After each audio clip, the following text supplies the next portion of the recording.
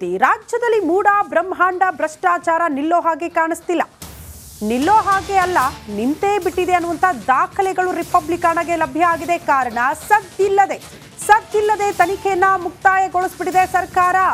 ತನಿಖೆಯಲ್ಲಿ ಮಾಜಿ ಆಯುಕ್ತ ದಿನೇಶ್ ಸಂಕಷ್ಟ ಫೇಸ್. ಮೂಡ ಹಗರಣದ ಬಗ್ಗೆ ಪ್ರತ್ಯೇಕ ತನಿಖೆ ಮಾಡಿರುವ ಸರ್ಕಾರ. ಐಎಎಸ್ ಪ್ರಭುಲಿಂಗ ಕವಳೆಕಟ್ಟಿ ಸಮಿತಿಯ ತನಿಖೆಯ ವರದಿ ಒಂದು ಸಿದ್ಧವಾಗಿದೆ. ತನಿಖಾ ವರದಿಯನ್ನ ಸರ್ಕಾರಕ್ಕೆ ಸಲ್ಲಿಸಲಿದ್ದಾರೆ ಕವಳಿಕಟ್ಟಿ. ದೊಡ್ಡ ಮಟ್ಟದ ಅವ್ಯವಹಾರ ಸಾಕ್ಷಿ ಸಮೇತ ಸಾಬೀತಾಗಿದೆ ಅನ್ನೋದ್ರ ಡೀಟೇಲ್ ಸಿಗ್ತಾ ಇದೆ. ಹಾಗಾದ್ರೆ ಆ ವರದಿಯಲ್ಲಿ ಯಾರ ಮೇಲೆ ಇರಬಹುದು ಗಂಭೀರ ಆರೋಪ, ಯಾರಿಗೆ ಸಂಕಷ್ಟ ಎದುರಾಗಬಹುದು ಅನ್ನೋದೇ ಸದ್ಯ ಇರುವ ಕುತೂಹಲ. ಒಟ್ನಲ್ಲಿ ಮೂಡ ಬ್ರಹ್ಮಾಂಡ ಭ್ರಷ್ಟಾಚಾರಕ್ಕೆ ಸಂಬಂಧಪಟ್ಟಂತೆ ಯಾಕಿಷ್ಟು ದೊಡ್ಡ ಮಟ್ಟದಲ್ಲಿ ಸದ್ದು ಸುದ್ದಿಗೆ ಕಾರಣ ಆಯಿತು ಅಂದ್ರೆ ನಿಮಗೆಲ್ಲ ಗೊತ್ತು. ರಾಜ್ಯದ ಮುಖ್ಯಮಂತ್ರಿಗಳ ಮೇಲೆಯೇ ಗಂಭೀರ ಆರೋಪ ಕೇಳೋದಕ್ಕೆ ಸಿಕ್ಕಿರೋದ್ರಿಂದ ಅವರ ಪ್ರಭಾವ ಬಳಸಿ 14 ಸೈಟ್ಗಳನ್ನ ಪತ್ನಿ ಹೆಸರಿಗೆ ಪಡೆದುಕೊಳ್ಳುವಲ್ಲಿ ಸಿಎಂ ಸಿದ್ದರಾಮಯ್ಯನವರ ಪಾತ್ರವೇ ಬಹುದೊಡ್ಡದು ಅನ್ನುವಂತಹ ವಿಚಾರ.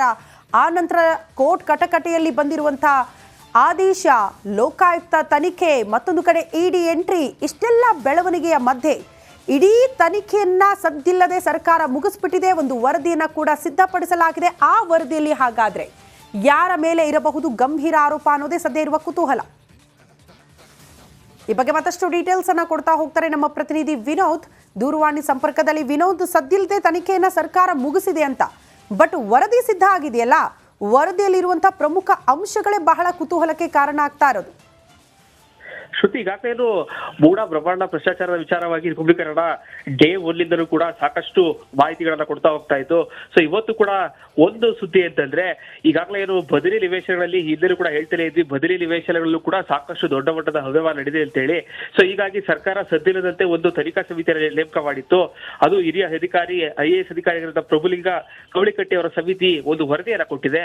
ಬಹಳ ಪ್ರಮುಖವಾಗಿ ಬದಲಿ ನಿವೇಶನದಲ್ಲಿ ಈ ಹಿಂದೆ ಮೂಡ ಆಯುಕ್ತರಾಗಿದ್ದಂತಹ ದಿನೇಶ್ ಅವರ ಮೇಲೆ ಅವ್ರಿಗೆ ಒಂದು ರೀತಿಯಲ್ಲಿ ಸಂಕಷ್ಟ ಫಿಕ್ಸ್ ಅಂತ ಹೇಳಲಾಗ್ತಾ ಇದೆ. ಯಾಕಂದ್ರೆ ಆ ವರದಿ ಕೊಟ್ಟಿರುವಂತಹ ಆ ವರದಿಯಲ್ಲಿ ಸುಮಾರು 8 ಪ್ರಕರಣಗಳ ಅವರು ಉಲ್ಲೇಖ ಮಾಡಿದ್ದಾರೆ.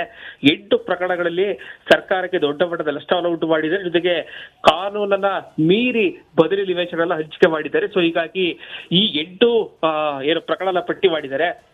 ಆ ಒಂದು ಪಟ್ಟಿಗಳ ಅಟೆಸ್ಟೆಡ್ ಕಾಪಿಯನ್ನ ಕೊಡಬೇಕು ಅಂತ ಹೇಳಿ ಈಗಾಗಲೇ ಮೂಡ ಆಯುಕ್ತರಿಗೆ ಒಂದು ನೋಟಿಸ್ ಅನ್ನ ಕೊಟ್ಟಿದ್ದಾರೆ. ಜೊತೆಗೆ ಬಹಳ ಪ್ರಮುಖವಾಗಿ ಆ 8 ಪ್ರಕರಣ ಜೊತೆಗೆ ಯಾರೆಲ್ಲ ಈ ಒಂದು ಅವ್ಯವಹಾರದಲ್ಲಿ ಭಾಗಿಯಾಗಿದ್ದಾರೆ ಪ್ರತಿಯೊಬ್ಬರ ಹೆಸರನ್ನು ಕೂಡ ಈಗಾಗಲೇ ಇಲ್ಲಿ ಉಲ್ಲೇಖವನ್ನು ಮಾಡಿದ್ದಾರೆ. ಬಹಳ ಪ್ರಮುಖವಾಗಿ ಭೂಸ್ವಾಧೀನ ಶಾಖೆ ಇರ್ಬೋದು, ನಿವೇಶನ ಶಾಖೆ ಇರ್ಬೋದು, ಲೆಕ್ಕಪತ್ರ ಶಾಖೆ, ಮತ್ತೆ ಅಭಿಯಂತರ ವಲಯ ಕಚೇರಿಯಲ್ಲಿ ಕೆಲಸ ಮಾಡುವಂತಹ ಅಧಿಕಾರಿಗಳಿರ್ಬೋದು, ಮತ್ತೆ ನಗರಾಭಿವೃದ್ಧಿ ಪ್ರಾಧಿಕಾರದ ಎಲ್ಲಿ ಅಂದ್ರೆ ಈ 8 ಪ್ರಕರಣಗಳಿಗೆ ಯಾರೆಲ್ಲ ಲೋಪವನ್ನು ಎಸಗಿದ್ದಾರೆ, ಆ 8 ಪ್ರಕರಣಗಳಿಗೆ ಯಾರೆಲ್ಲ ಸಹಿ ಹಾಕಿದ್ದಾರೆ, ಯಾರೆಲ್ಲ ಫೈಲ್ ಅನ್ನ ಮೂವ್ ಮಾಡಿದ್ದಾರೆ, ಅವರ ಹೆಸರು ಸಮೇತ ಪ್ರತಿಯೊಬ್ಬರ ಹೆಸರು ಎಲ್ಲವನ್ನು ಕೊಡಬೇಕು ಅಂತ ಹೇಳಿ ಈಗಾಗಲೇ ನಗರಾಭಿವೃದ್ಧಿ ಇಲಾಖೆ ಅಧೀನ ಕಾರ್ಯದರ್ಶಿ ಆಗಿರುವಂತಹ ಲತಾ ಅವರು ಮೂಡ ಆಯುಕ್ತರಿಗೆ ಒಂದು ನೋಟಿಸ್ ಅನ್ನ ಕೊಟ್ಟಿದ್ದಾರೆ.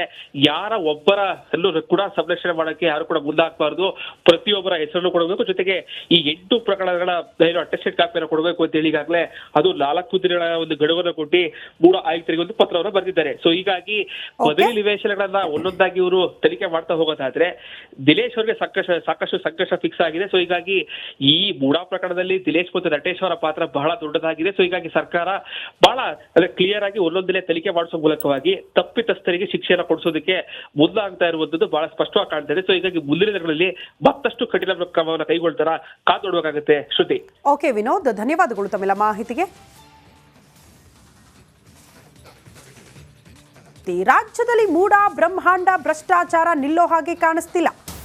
ನಿಲ್ಲೋ ಹಾಗೆ ಅಲ್ಲ, ನಿಂತೇ ಬಿಟ್ಟಿದೆ ಅನ್ನುವಂತ ದಾಖಲೆಗಳು ರಿಪಬ್ಲಿಕನ್ಗೆ ಲಭ್ಯ ಆಗಿದೆ. ಕಾರಣ ಸದ್ದಿಲ್ಲದೆ ತನಿಖೆಯನ್ನ ಮುಕ್ತಾಯಗೊಳಿಸಿಬಿಟ್ಟಿದೆ ಸರ್ಕಾರ. ತನಿಖೆಯಲ್ಲಿ ಮಾಜಿ ಆಯುಕ್ತ ದಿನೇಶ್ ಸಂಕಷ್ಟ ಫೇಸ್. ಮೂಡ ಹಗರಣದ ಬಗ್ಗೆ ಪ್ರತ್ಯೇಕ ತನಿಖೆ ಮಾಡಿರುವ ಸರ್ಕಾರ. IAS ಪ್ರಭುಲಿಂಗ ಕವಳೆಕಟ್ಟಿ ಸಮಿತಿಯ ತನಿಖೆಯ ವರದಿ ಒಂದು ಸಿದ್ಧವಾಗಿದೆ. ತನಿಖಾ ವರದಿಯನ್ನ ಸರ್ಕಾರಕ್ಕೆ ಸಲ್ಲಿಸಲಿದ್ದಾರೆ ಕವಳಿಕಟ್ಟಿ. ದೊಡ್ಡ ಮಟ್ಟದ ಅವ್ಯವಹಾರ ಸಾಕ್ಷಿ ಸಮೇತ ಸಾಬೀತಾಗಿದೆ ಅನ್ನೋದ್ರ ಡೀಟೇಲ್ ಸಿಗ್ತಾ ಇದೆ. ಹಾಗಾದ್ರೆ ಆ ವರದಿಯಲ್ಲಿ ಯಾರ ಮೇಲೆ ಇರಬಹುದು ಗಂಭೀರ ಆರೋಪ, ಯಾರಿಗೆ ಸಂಕಷ್ಟ ಎದುರಾಗಬಹುದು ಅನ್ನೋದೇ ಸದ್ಯ ಇರುವ ಕುತೂಹಲ. ಒಟ್ನಲ್ಲಿ ಮೂಡ ಬ್ರಹ್ಮಾಂಡ ಭ್ರಷ್ಟಾಚಾರಕ್ಕೆ ಸಂಬಂಧಪಟ್ಟಂತೆ ಯಾಕಿಷ್ಟು ದೊಡ್ಡ ಮಟ್ಟದಲ್ಲಿ ಸದ್ದು ಸುದ್ದಿಗೆ ಕಾರಣ ಆಯಿತು ಅಂದ್ರೆ ನಿಮಗೆಲ್ಲ ಗೊತ್ತು. ರಾಜ್ಯದ ಮುಖ್ಯಮಂತ್ರಿಗಳ ಮೇಲೆಯೇ ಗಂಭೀರ ಆರೋಪ ಕೇಳೋದಕ್ಕೆ ಸಿಕ್ಕಿರೋದ್ರಿಂದ ಅವರ ಪ್ರಭಾವ ಬಳಸಿ 14 ಸೈಟ್ಗಳನ್ನ ಪತ್ನಿ ಹೆಸರಿಗೆ ಪಡೆದುಕೊಳ್ಳುವಲ್ಲಿ ಸಿಎಂ ಸಿದ್ದರಾಮಯ್ಯನವರ ಪಾತ್ರವೇ ಬಹುದೊಡ್ಡದು ಅನ್ನುವಂತಹ ವಿಚಾರ.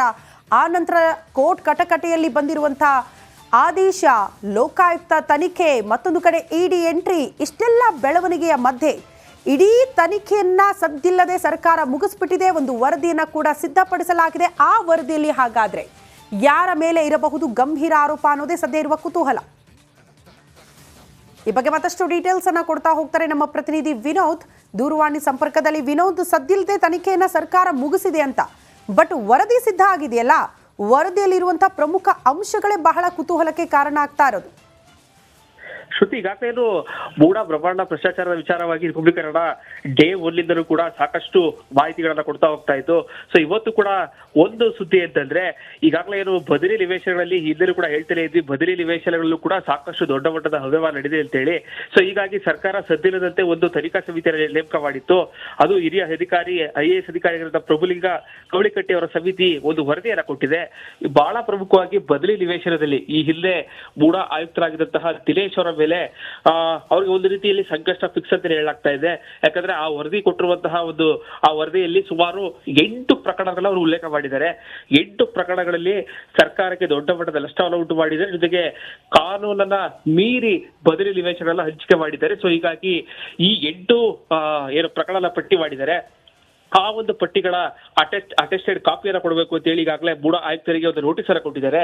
ಜೊತೆಗೆ ಬಹಳ ಪ್ರಮುಖವಾಗಿ ಆ 8 ಪ್ರಕರಣ ಜೊತೆಗೆ ಯಾರೆಲ್ಲ ಈ ಒಂದು ಅವ್ಯವಹಾರದಲ್ಲಿ ಭಾಗಿಯಾಗಿದ್ದಾರೆ ಪ್ರತಿಯೊಬ್ಬರ ಹೆಸರನ್ನು ಕೂಡ ಈಗಾಗಲೇ ಇಲ್ಲಿ ಉಲ್ಲೇಖವನ್ನು ಮಾಡಿದ್ದಾರೆ. ಬಹಳ ಪ್ರಮುಖವಾಗಿ ಭೂಸ್ವಾಧೀನ ಶಾಖೆ ಇರ್ಬೋದು, ನಿವೇಶನ ಶಾಖೆ ಇರ್ಬೋದು, ಲೆಕ್ಕಪತ್ರ ಶಾಖೆ, ಮತ್ತೆ ಅಭಿಯಂತರ ವಲಯ ಕಚೇರಿಯಲ್ಲಿ ಕೆಲಸ ಮಾಡುವಂತಹ ಅಧಿಕಾರಿಗಳಿರ್ಬೋದು, ಮತ್ತೆ ನಗರಾಭಿವೃದ್ಧಿ ಪ್ರಾಧಿಕಾರದ ಎಲ್ಲಿ ಅಂದ್ರೆ ಈ 8 ಪ್ರಕರಣದಲ್ಲಿ ಯಾರೆಲ್ಲ ಲೋಪವನ್ನು ಎಸಗಿದ್ದಾರೆ, ಆ 8 ಪ್ರಕರಣಗಳಿಗೆ ಯಾರೆಲ್ಲ ಸಹಿ ಹಾಕಿದ್ದಾರೆ, ಯಾರೆಲ್ಲ ಫೈಲ್ ಅನ್ನ ಮೂವ್ ಮಾಡಿದ್ದಾರೆ, ಅವರ ಹೆಸರು ಸಮೇತ ಪ್ರತಿಯೊಬ್ಬರ ಹೆಸರು ಎಲ್ಲವನ್ನು ಕೊಡಬೇಕು ಅಂತ ಹೇಳಿ ಈಗಾಗಲೇ ನಗರಾಭಿವೃದ್ಧಿ ಇಲಾಖೆ ಅಧಿಲ ಕಾರ್ಯದರ್ಶಿ ಆಗಿರುವಂತಹ ಲತಾ ಅವರು ಮೂಡ ಆಯುಕ್ತರಿಗೆ ಒಂದು ನೋಟಿಸ್ ಅನ್ನ ಕೊಟ್ಟಿದ್ದಾರೆ.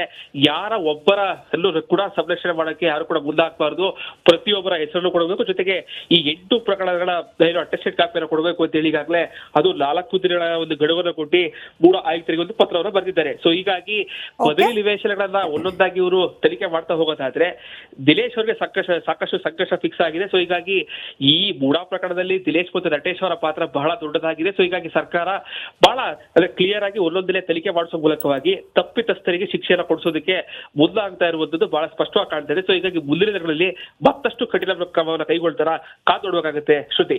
ಓಕೆ ವಿನೋದ್, ಧನ್ಯವಾದಗಳು ತಮ್ಮೆಲ್ಲ ಮಾಹಿತಿಗೆ.